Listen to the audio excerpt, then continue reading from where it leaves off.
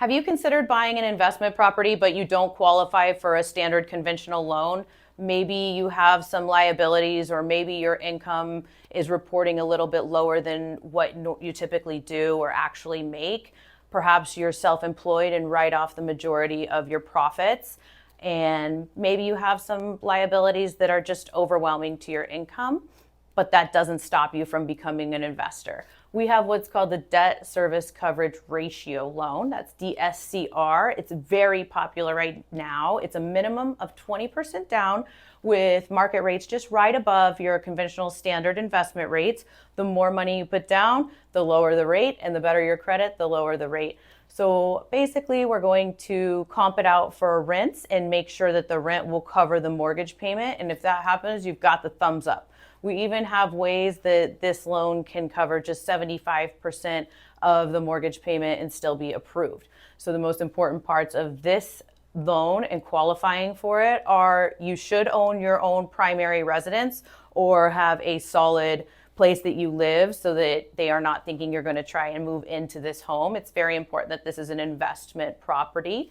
Your credit score is super important. It needs to be at least a 660 in most cases. They do want to see a little bit more down payment if you have a lower credit score. So you're ideally going to want to be up over and into the mid sevens. But we can do it with a 660 and sometimes a 640. So we can go over all of those logistics, but credit is one of the most important parts of this loan and assets. So you're going to need to put down 20 or more percent, and we're going to need to verify those assets, the 20% plus closing costs, plus reserves. Reserves is something not a lot of people think about or talk about, but you absolutely need them when you're doing this loan and many others. Reserves are funds that will remain in your bank account after closing, and they typically cover your mortgage payments. So 6, 12, 18 months of reserves are required on these DSCR loans, and reserves are also required on primary and second homes in a lot of cases. So it's important for you to know about reserves.